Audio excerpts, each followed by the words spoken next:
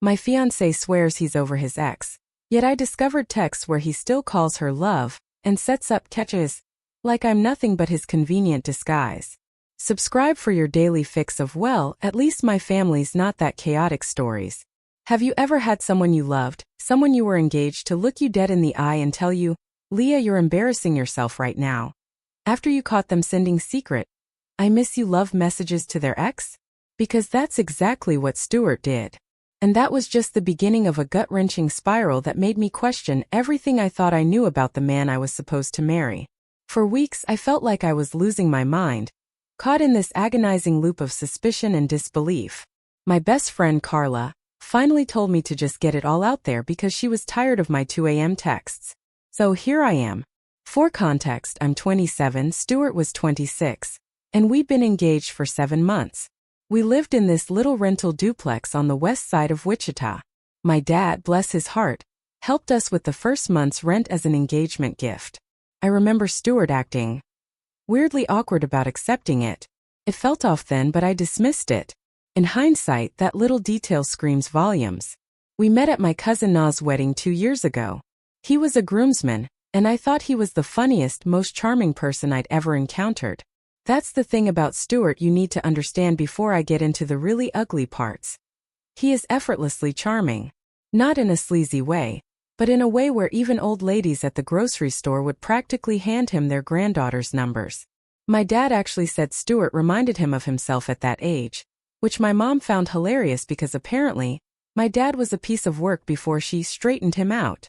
My sister Julia, though, she got a weird feeling about him, a whisper of unease she couldn't articulate, and then felt bad for even mentioning it because Stuart was always so kind to her kids.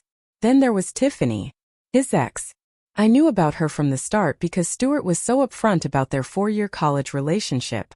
She broke up with him, he was devastated, spent a year rebuilding himself, and then we met. He told me all of this on our 3rd date, over terrible margaritas at a dive bar by the highway. He said he'd blocked her, gotten rid of all their photos, and didn't believe in being friends with exes. Everything he said sounded healthy, mature, and exactly what a grown man should say. It's why this whole thing later felt like such a profound betrayal.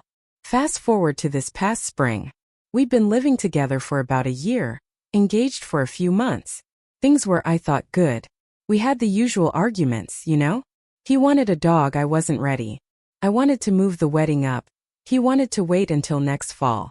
My mom kept bringing up venue brochures at Sunday dinners, and he'd just deflect. I told myself it was just how guys are about wedding planning. Then, in April, his phone started buzzing differently. I can't explain it any other way. You know how when you live with someone, their phone just becomes background noise? And then suddenly it's like the notification sound has changed pitch because you're actually hearing it again? That's what started happening. He'd grab his phone lightning fast when it went off. He'd take it into the bathroom when he showered, which he never used to do. Small unsettling things. My Aunt Pamela got divorced last year because her husband was texting a woman from his gym, and I think it just made me hypervigilant. So I did what any normal, rational woman does when her gut is screaming. I told Carla. Carla, my ride or die, is the kind of friend who will tell you the truth even when you don't want to hear it. She said I was probably fine, but to pay attention. So I paid attention. And here's where I need to be absolutely clear because I know what some of you might jump to. I did not go through his phone. I did not hire a private investigator. I didn't do anything sneaky. What happened was that Stuart himself told me. Well, not exactly, but kind of. It was a Thursday in May. We just had his family over for his mom Diane's birthday. That's a whole other saga for later, believe me.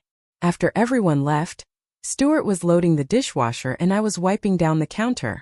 He said something so casual, so offhand like, oh, by the way, I'm grabbing coffee with an old friend Saturday.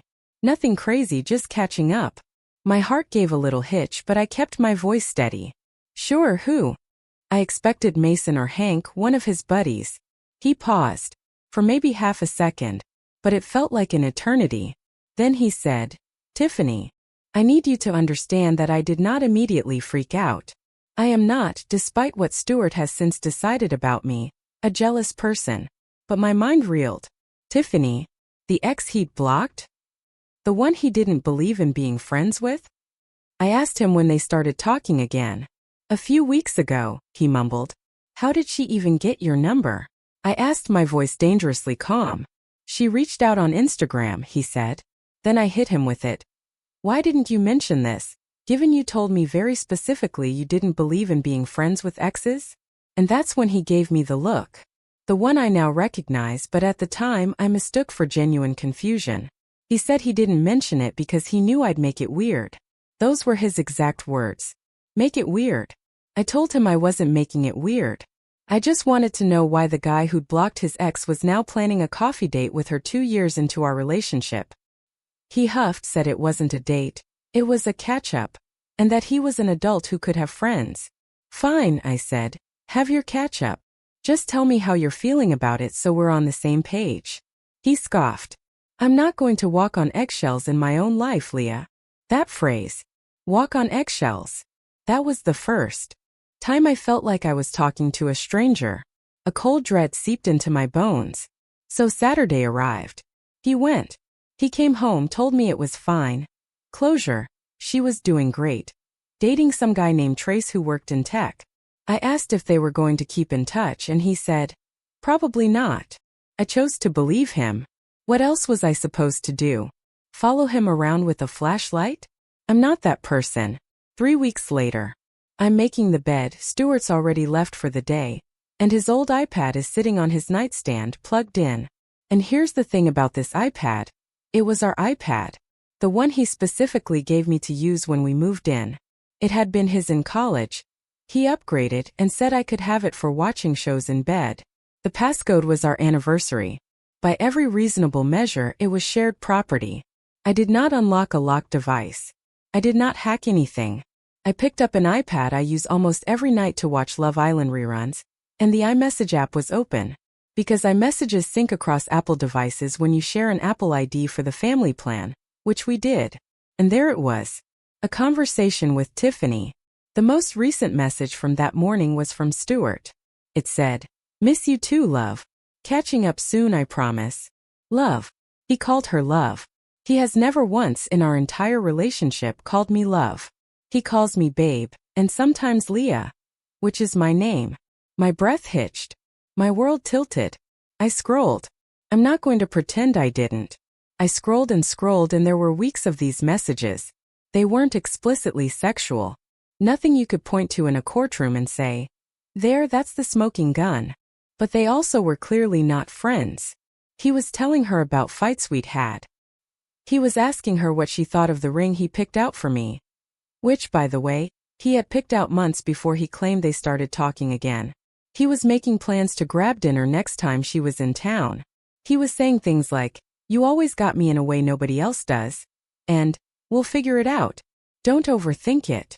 I sat on the edge of our bed for I don't know how long. A cold, hard resolve settled in my chest. I took screenshots of everything. Later, this detail would matter. Then I went to work. That night, I waited until we'd both eaten dinner. I didn't want to fight on an empty stomach. A rule my grandma Stephanie always lived by. I sat across from him at our kitchen table, my phone clutched in my hand, and I told him I'd seen the messages on the iPad. I was calm. I was so calm I was proud of myself. He didn't deny it. That was the first thing that threw me. I had prepared for denial. I had an entire second-level argument ready for when he tried to say I was misreading things. But he looked at me with this expression like I was the one being ridiculous. And he said, Leah, you're embarrassing yourself right now.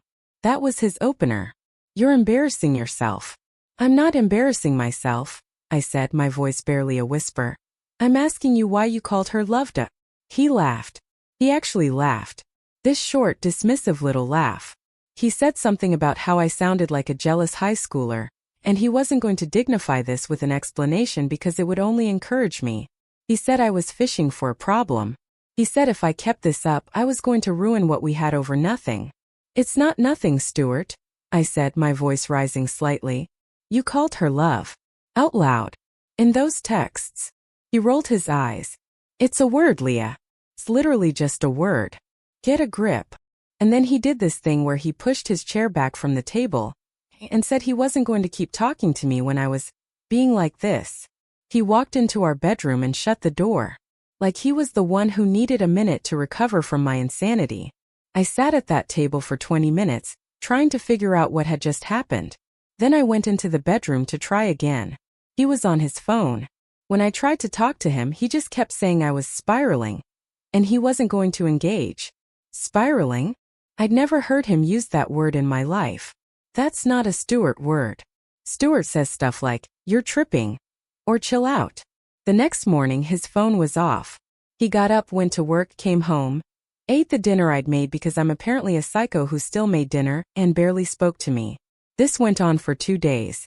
When I tried to bring it up on day 2, he snapped, "You've already ruined my peace for a week. I don't want to talk about it until you've had time to think about how you handled this." How I handled it? I was the one who handled it badly? On day 3, he acted like nothing had happened, made me coffee, kissed me on the forehead, asked what I wanted for dinner. When I tried to bring up Tiffany, he said he thought we'd moved past that. And, did I really want to start another fight over something that wasn't real? His exact phrase. Something that wasn't real. I have the screenshots, Stuart. I literally have them on my phone right now. So here's where I was. Completely unmoored. I didn't know if he was actually cheating, meaning physically. I didn't know if he was stringing Tiffany along the same way he was stringing me along. I didn't know if this was a guy who just couldn't let go of an ex and thought he could hide it, or if he'd been planning something bigger the whole time. What I did know was that the way he talked to me, the way he called me embarrassing, the way he turned his phone off and disappeared into the silent treatment for 2 days, and then came out the other side acting like I was the one who needed to apologize, that was not nothing. That was someone trying to rewrite what happened in real time. And I let him. For 3 days I let him. Then my sister Julia called me last Sunday about Mom's birthday plans, and she could tell something was off. So I finally told her everything. And Julia said something that I can't stop thinking about. She said, "Leah, he's not confused about how he feels. He knows exactly what he's doing. The confusion? That's the strategy." I didn't know what to do. I had this ring on my finger. A venue deposit was down. My mom was texting me about table linens. His mom, Diane, was planning a bridal shower. And I had a fiancé who called another woman love, and then told me I was the problem for noticing. Before anyone says just leave, I know that's the obvious answer, but it's not that simple. And I don't think you guys understand yet how deep this goes because I hadn't even told you about what happened with his mother, or what I found out about where he actually was the night he said he was at Mason's bachelor party last month. Deep breath, slight pause. There's a special kind of woman who will reach out to her ex right when she finds out he's engaged. And Tiffany, babe, we all know what you're doing. You saw the ring. You saw the announcement. And something in you just went, "Oh, he moved on without me?" Absolutely not. Let me just slide into the DMs real quick and see how that's going. Women like this don't actually want the man. They want to know they can still have the man. They want to make sure the door is cracked open just a little bit, in case their current situation doesn't work out, and Trace turns out to be boring. And Stuart? Stuart was the easiest door to crack open because this man had been standing at it for 2 years with his little puppy eyes, waiting for her to knock. 1 DM and he was gone. Congratulations, Tiffany. You beat a level of a game nobody else was playing. And Stuart, oh Stuart. We need to have a conversation because you are confused about a few things and we're going to go one by one. 1. Love is not just a word. And the fact that you tried to sell that line to your fiancé with a straight face is embarrassing for you and everyone who raised you. If it's just a word, then go out into the world right now and start calling everyone love. Call your dentist love. Call the guy at the gas station love. Call your buddy Mason love. Oh wait, you won't. Because you can't. Because it's not just a word, and every 3-year-old child could tell you that. And asking your ex for her opinion on the engagement ring you're giving to another woman? That is the most unhinged thing I've heard all week. And I listened to a lot of unhinged things. What was the hope here, Stuart? Were you expecting her to say, "Oh, it's beautiful, babe. I'm so happy for you"? Or were you hoping she'd say, "Oh, I would have picked something different"? Because one of those answers is normal, and the other one means you're a full clown. And I think we all know which one you were fishing for. Slight pause, change of tone to a more resolute one. Update. The Monday after all this, I decided I was done pretending everything was fine. I'd spent the whole weekend sleeping on the couch while Stuart slept in our bed like a man who had nothing to be sorry for. I woke up Monday morning with this very clear feeling. If I didn't push on this right now, I was going to spend the rest of my life being told my reality wasn't real. So, I waited until he got home from work. I sat down at the kitchen table with my phone, and I told him we were going to talk about Tiffany, whether he liked it or not. He tried the whole routine again at first.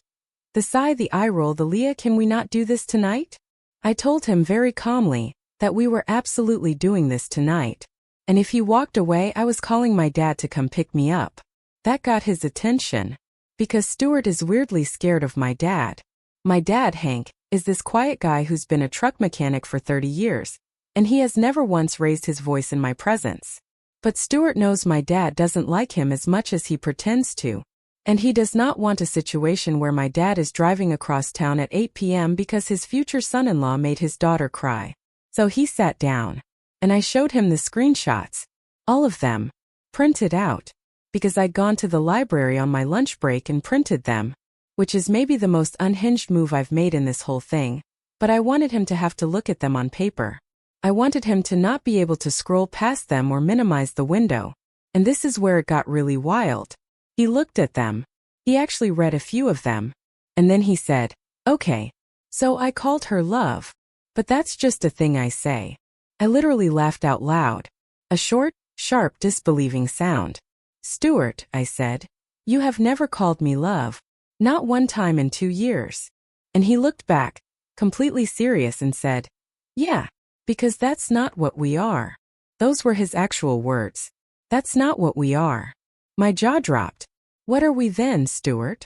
I asked because he had just told me out loud that there was a category of woman he called love, and I was not in it. He started backpedaling, saying that's not what he meant, but he couldn't unsay it. I kept asking, what are we? What are we? What are we? And he got mad. Finally, truly mad. Fine, he snarled. You want to do this? Let's do this. And he launched into this whole speech about how I was suffocating him, how I'd gotten clingy since we got engaged, how my family was a lot. And his family was starting to ask questions about whether this was really what he wanted. How Tiffany had reached out at a moment when he was feeling trapped. And talking to her felt like breathing for the first time in months. Breathing. I was suffocating him, and Tiffany was letting him breathe. I wish I'd recorded it because I can still hear him saying it, and it still doesn't feel real. I asked him if he was in love with her. He said no. I asked if he'd slept with her. He said no, absolutely not. How could I even ask that? I asked why he'd been telling her about our fights. He said, because she was the only person who'd known him long enough to understand his side. Stuart, I pleaded, you have friends. You have Mason, you have Kellen, you have Troy. They wouldn't get it, he insisted. Only Tiffany got it. So you're telling me, I said slowly, letting the words sink in. The only person on earth who understands you is the woman you spent 4 years with before me? And he just sort of shrugged like, yeah. I want to pause here because I need to tell you something about his friend Kellen that matters for what comes next. Kellen is Stuart's best friend since middle school. He got married last year to a girl named Serena. Serena and I became friends through all the wedding stuff, shopping for bridesmaid dresses, and she's always been really warm. But for the last couple months, Serena had been weird. Canceling lunch plans, only responding with one-word texts. I figured she was just busy. She and Kellen are trying for a baby. I didn't connect it to anything else at the time. Anyway, back to Monday night. After Stuart's big speech about breathing, I asked him the question I'd been avoiding. The one that had been a silent, terrifying whisper in my head for weeks. I asked him, were you actually at Mason's bachelor party last month? The reason I asked is because 2 weeks ago I'd been cleaning out his truck, looking for a pair of sunglasses I thought I'd left in there. And I found a receipt. A restaurant receipt from Tulsa. Dated the Saturday night of the bachelor party. Mason's bachelor party was in Kansas City. Kansas City is 3.5 hours from us. Tulsa is 3 hours in the opposite direction. I hadn't mentioned the receipt because I didn't know what to do with it, and honestly I was still in denial. But now we were talking, and I figured if I was going to blow up my life, I might as well blow it all the way up. I pulled out the receipt. I put it on the table right next to the printed screenshots. Stuart looked at it and his whole face changed. He got that pale, sickly color you get when you drink too much on an empty stomach. He started talking really fast, saying, okay, I can explain. He said he and Mason had had a falling out that week, and he didn't end up going to the bachelor party. He'd gone to Tulsa instead because Tiffany's family lives near there, and she'd invited him to a cookout. A cookout with her family. The family who presumably knew he was engaged to someone else. Or maybe they didn't. I didn't even know. I asked him why he'd lied to me about going to Mason's thing. He said because he knew I'd react exactly like I was reacting now.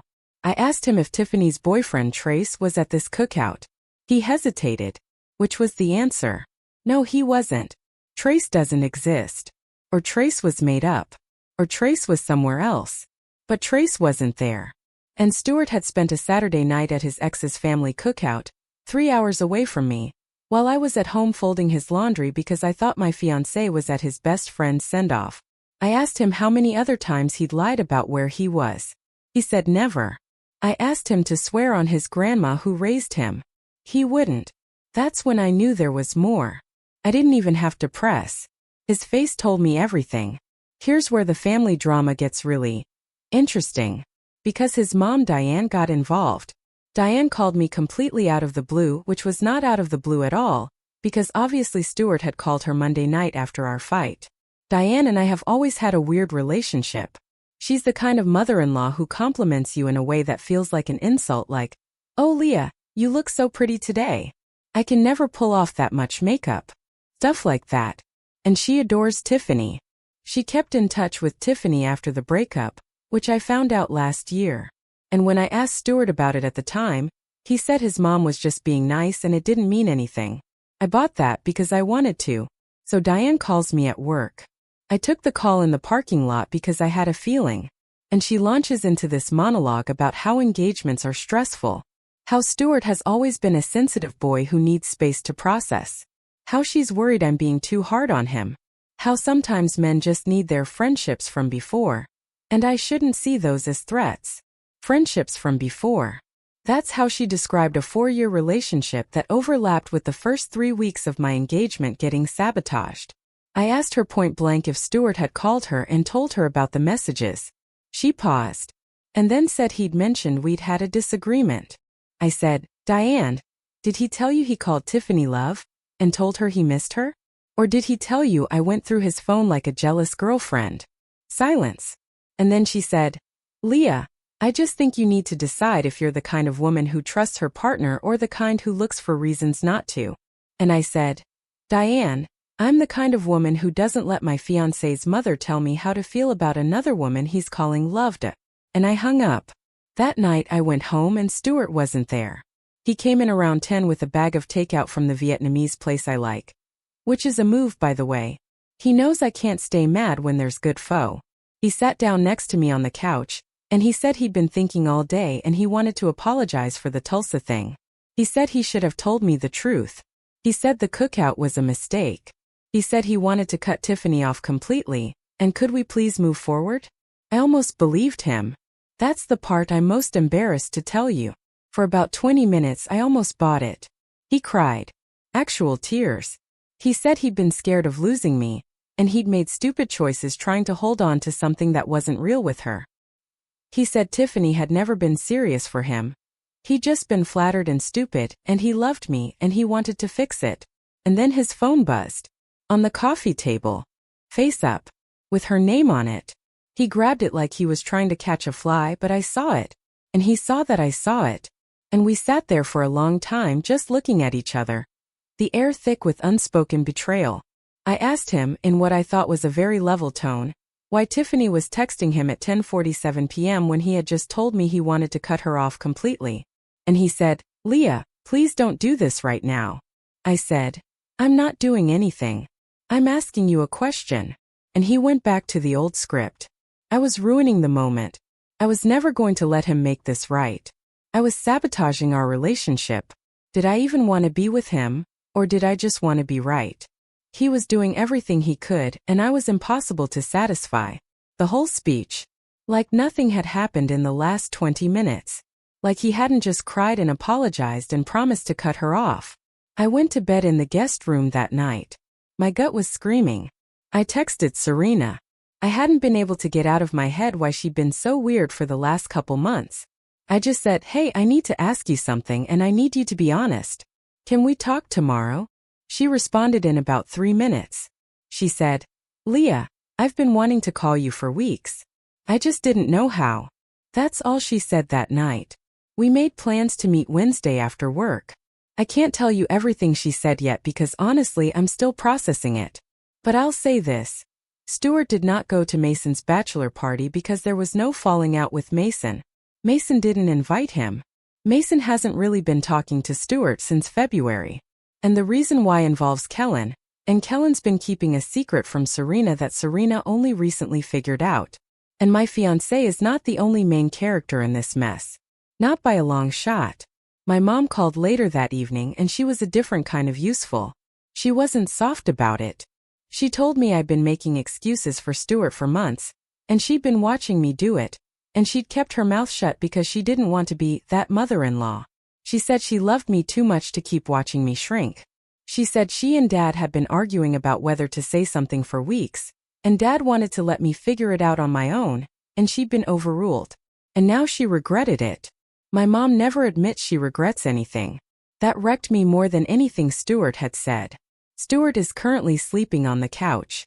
He's not speaking to me because I told him last night that I was meeting Serena today, and I wouldn't tell him why. He got big mad about that. He tried 3 different angles to get me to tell him. First he said he didn't care. Then he said he was worried about me. Then he said if I wouldn't tell him, he'd just text Serena himself and find out. I told him, "Go ahead, text her. See what she says." He didn't text her. Slight pause, reflecting. I met Serena at the park near her apartment after work. She wanted to walk. We did 2 loops before she could even start talking. And when she did, the first thing out of her mouth was that she was sorry. Not for what Stuart did, but for what she'd known and hadn't told me. Here's what Serena knew. Back in February, Kellen had gotten drunk at a poker night and told her something that had been eating at him. Stuart had been showing up to those poker nights talking about Tiffany, not in a nostalgic way but in a future way. Kellen said Stuart had told the guys laughing about it that Tiffany had reached out, that he was keeping his options open, that he wasn't sure if I was really the one, but the wedding stuff had gotten away from him and it felt easier to keep going than to blow it up. That was February. 3 months before I found the messages. My engagement ring was barely 4 months old when my fiancé was sitting at a card table telling his friends maybe I wasn't the one. Mason was at that poker night. That's why Mason stopped talking to Stuart. Mason's sister had gone through something similar a few years back, and he wasn't going to sit there and listen to Stuart treat my life like a coin flip. He told Stuart to his face that he was being a coward and if he didn't mean it, he needed to end it. Stuart didn't. Mason uninvited him from the bachelor party.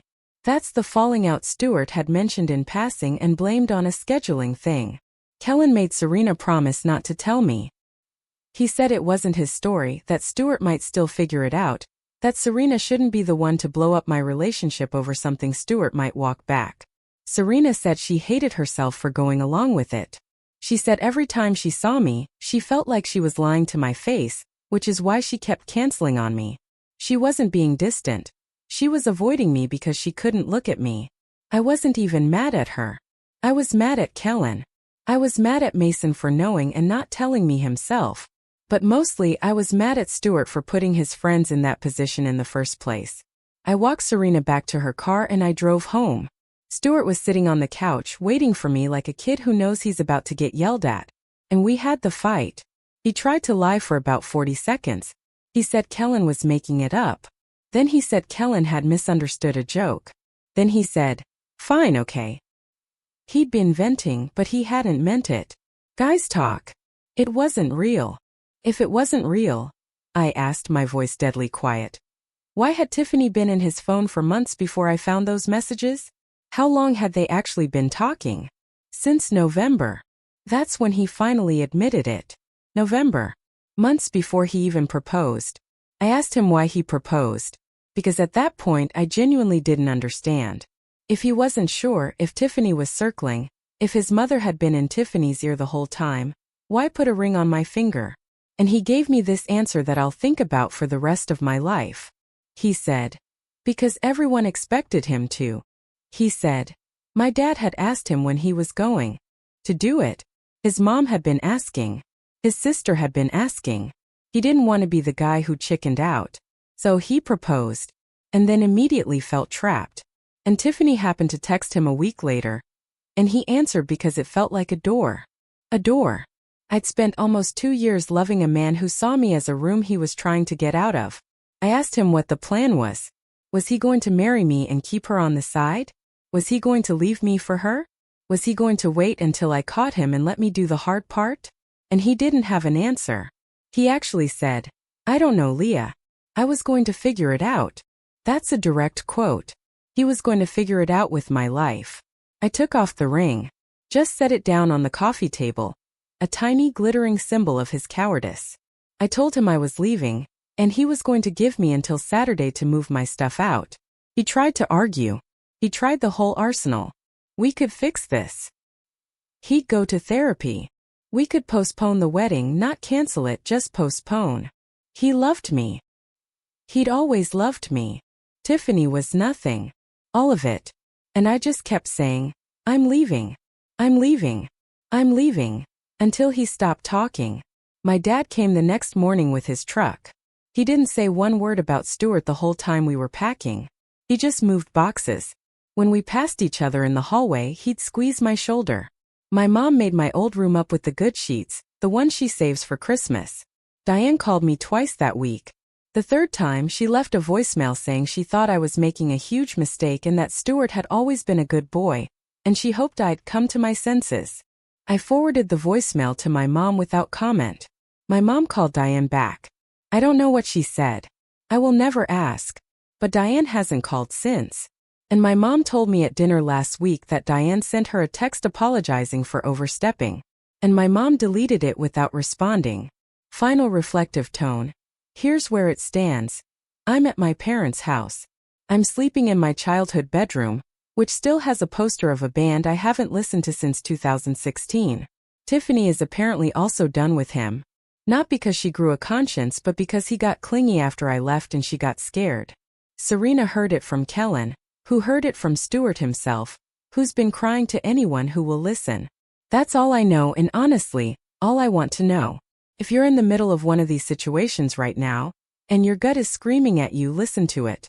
He is not confused. He knows exactly what he's doing. Some men are out here proposing because they actually love you, and some men are out here proposing because their mama kept asking when. And they got tired of the question. And babe, those rings look exactly the same. One comes from the heart and one comes from peer pressure. And you won't know which one you got until it's too late. And that's genuinely the scariest part of dating in your 20s, because how do you check? You can't. You just have to hope. And I am so over men who will ruin years of your life because they can't handle one uncomfortable conversation. Like 10 minutes. That's all it takes. 10 minutes of sitting her down and saying, hey, I'm not sure about this. Instead, these men would rather plan a whole wedding, pick out a ring, lie about bachelor parties, have secret dinners, make their friends keep their secrets. All because saying one hard thing out loud feels too hard. Every grown man who would rather build a double life than have a hard chat is a mess. And he should be embarrassed. So I've shared my story, my heartbreak, and my eventual clarity. Have any of you ever been told you're making it weird when someone else was clearly in the wrong? Or had a fiancé call you a room they were trying to get out of? Let me know in the comments below. I really want to hear your thoughts and experiences.